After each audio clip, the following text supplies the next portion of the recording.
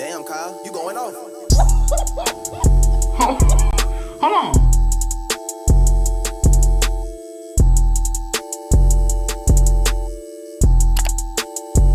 You need to leave. Bruh.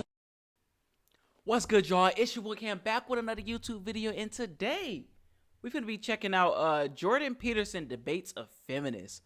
I tried to react to one of his videos, but it got blocked. You know what I'm saying? They don't want to hear the truth, bro. So, you know what I'm saying? I had to take it down. But yeah, hopefully this doesn't get taken down. That's why I have to blur it like this. Sorry.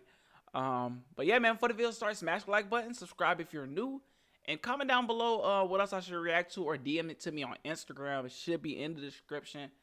And send the link too, because when y'all send me stuff, it's hard to find them. So send me the link too. And let's get right into this video, man. Jordan Peterson debates a feminist. Let's get it. That young women are encouraged a lot. Hold on, what?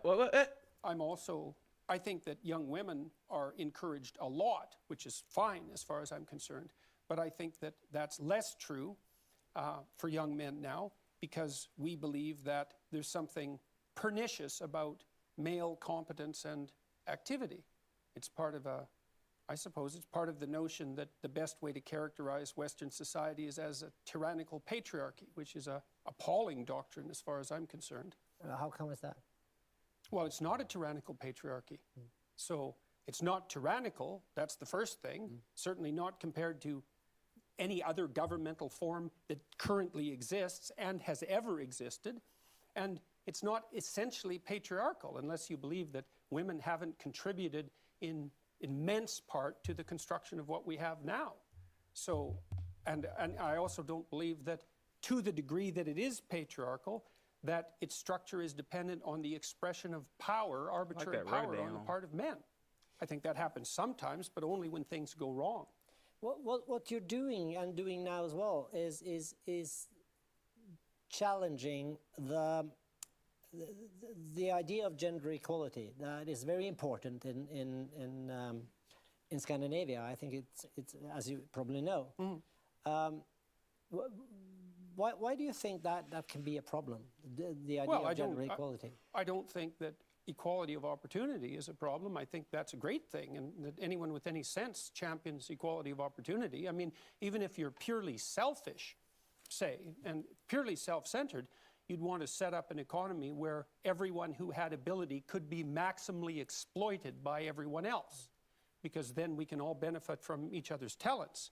And so equality of opportunity is an absolutely useful fundamental principle. So where's but the that has problem? nothing to do with equality of outcome.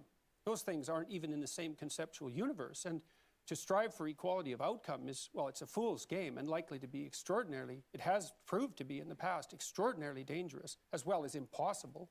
So, I mean, one of the things we know, for example, is that, I don't know to what degree it's common knowledge in Scandinavia, but the biggest differences between men and women in the world in terms of temperament and interest are in Scandinavia, and they've maximized as a consequence of your egalitarian policies. What do you mean by that? It means that the more egalitarian your state, the bigger the personality differences between men and women. That's like How do you measure that? How do you know that? Oh, well, psychologists have perfected, at least to some degree, the measure of personality over the last 30 years with very advanced statistical models. And so what you do is you She is not offer liking men what and he's talking women about right now. well-validated tests of preference and of personality. And you do that all I'm across already the knowing world what she with says. tens of She's gonna wig thousands on, of bro. people in multi-country samples. And then you look at the difference between men and women, and then you rank order that by wealth and egalitarian social policy. Yeah. And what you find is the more egalitarian the society, the more different the men and women become. Is this something you can recognize, or is it? I would say, for me, it's quite a simple question, actually. Do we want that our sons and daughters should have the same opportunities and the same dreams or hopes for the good thing, or no? And for me, it's simple to answer that. It's yes, of course.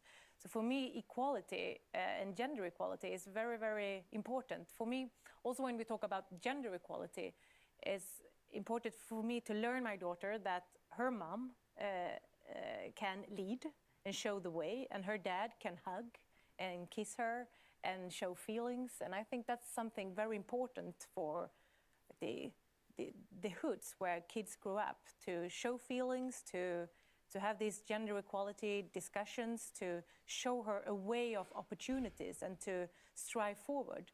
And it's important both for lonely men, lonely young men, but also for women that feel this roof of glass. They need to fight and to struggle the roof of glass to be successful in their lives. Do you agree on this? I think that equality of opportunity is a perfectly reasonable proposition. I mean, I have a daughter and a wife. I do everything and many female clients and who I've consulted with and helped, and in many cases helped accelerate the development of their career tremendously. It's obviously of great utility to encourage forward striving in young people and people in general. That's not the issue in the least. The issue is the outcome. Yeah, well, then why do you think the outcome, and these countries where the outcome is more equal, why do you think that leads to bigger differences between the sexes? Because there's only two reasons that men and women differ. One is cultural, and the other is biological. And if you minimize the cultural differences, you maximize the biological differences. Yep. So I know everyone's shocked when they hear this. This isn't shocking news. People have known this in the scientific community for at least 25 years. And it's been replicated in the last month 3 times in 3 separate samples, including in Science, which is the world's greatest scientific magazine by a large margin. And it isn't a small effect, it's a huge effect. But, excuse me, what does it mean? Does it mean that Scandinavian men and women are having more difficulties meeting each other, talking to each other than other places? No, not necessarily, but it does mean that there are reasons for differences in participation rates in different occupations that aren't a consequence of socialization. So, for example, this is especially true at the extremes. So, for example, on average, men are more interested in things and women are more interested in people. And that's actually the biggest difference we know of psychologically between men and women. And even though men and women are quite similar, all things considered, the extremes make a difference. So you imagine that in order to become an engineer, look, obviously not everyone becomes an engineer. You have to have a particular temperamental proclivity to become an engineer. You have to be extraordinarily interested in things rather than people. Well, most of those people are men. And if you want to become a nurse, well, then you have to be much more interested in people than you are in things. And most of those people are women. And so you get differences in occupational choice that are also, by the way, quite great in Scandinavia, especially in the case of engineering and nursing, that are mostly due to biological differences, and you cannot minimize that by social engineering. So, and it's not a bad thing. Like, look, one of the things you want to ask yourself is that, what is the purpose of setting up a society that offers maximal equality of opportunity? And one of the answers is that you maximize people's free choice. And if you maximize free choice, then you also maximize differences in choice between people. And so you can't have both of those. But of course it will have differences in choice, of course, because we are human beings. But I can't see why it differs between me and Skavlan, for instance. But of course it differs in biological things, but not in choices, because I think more how we raise them, how we live, education, a sort of culture, attitudes form a human being, whether or not they are a girl or a boy when they grow up.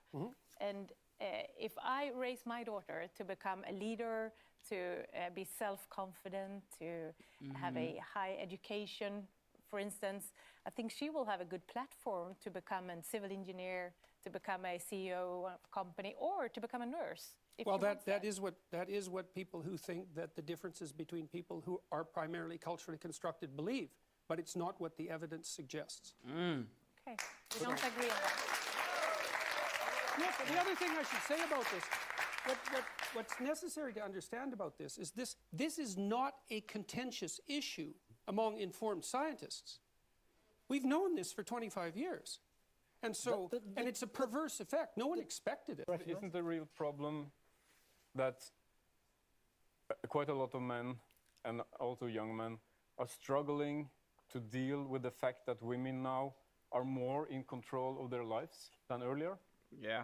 I don't think that's the problem. I think the problem is that the idea that the West is a patriarchal tyranny is rapidly translated into the idea that young men who strive forward are to be regarded with suspicion because they're doing nothing but manifesting the same sort of tyrannical power that has kept women oppressed for the last 2,000 years. And I think that entire narrative is appalling right to the core. So, and I don't see that it's helpful to anyone, because making young men weak or failing to encourage them to be strong, that's a better way of putting it, certainly does the young men no good, and it doesn't do the young women any good at all if they want to find a partner. So you're saying that all along, women and men have Because they wouldn't want a the feminine same guy. opportunities, always. No, I'm basically saying that all along, hardly anyone had any opportunities. I mean, if you look at the history of the world, things really started to shift in about 1895. But before 1895, the typical person in the West lived on less than $1 a day in today's money, which is about 2/3 the UN cutoff for abject poverty by today's standards. And so what happened through most of the history of the world is that men and women struggled mightily together, sometimes at each other's throats, but mostly cooperatively, to keep the wolf from the door and the tyrant at bay. Life was very, very, very, very difficult. And the fact that we survived it all meant that fundamentally we cooperated, despite the fact that we're rife with stupidity, ignorance, and malevolence. But what's so terrifying with gender equality? Nothing. So curious. Except when people gerrymander the data, it's like, what do you mean by equality? Do you want women to have their free choice or not? If you do, they're not going to pick occupations that are the same as the occupations men pick. But we have structures today that women need to struggle. They need to take a step to have the possibility to become like a prime minister. As we talked before, we don't have had any prime minister in Sweden that have been a woman, for instance. We have a lower rate of female entrepreneurs. Men had a higher income than women in Sweden, even if they work with the same tasks. And we need to work with. That's one that I would We need to work dispute. with gender equality, I think, even in the lower class in schools, to learn kids how to play with dolls, or how to boys how. We need to. I think we need to learn boys to be more sensitive, but also young girls to become more self-confident. And I think that's very important to. Well, build the problem with safety. that is the data indicate that the consequence of the policies that you're promoting have maximized the differences between men and women. So that isn't what it's doing. Now, that isn't to say that the movement towards egalitarianism is necessarily a bad thing, but tremendous amount of that's being driven not by social policy, but by technology. I mean, you know, the narrative that we're fed now is that up until 1960, when the enlightened feminists developed their egalitarian doctrines, men had kept women down, and they finally rose. And the truth of the matter is that from about 1895 onward, there was a series of technological revolutions Love how you that come were with facts. extraordinarily powerful in their impact, that allowed women to step forward free of many of the burdens that had kept them back in the past. Birth control being one of them, but only one. Sanitary facilities of all sorts, plumbing had a huge role to play, tampons had a huge role to play, as did sanitary napkins. All of these technologies developed that enabled women to move forward with less biological impediments. So let's say. what would you say? No way, that's it. Oh, wow. Bro, come on, bro. I want to keep going. Hey, man, yeah, that's the end of the video, bro. I think he was speaking. I wanted to read some of the comments, though. Hi, my name. I wanted to read some of the comments, though. Hold on, give me 1 second. Let's read some comments. Yep. Jordan, facts, statistics. Annie, but my feelings, I think. That's what I'm saying, bro. He's coming with the facts, and she's trying to. How can you rebuttal facts, bro? But she was holding her ground, though. She was holding her ground. I gotta give her that too.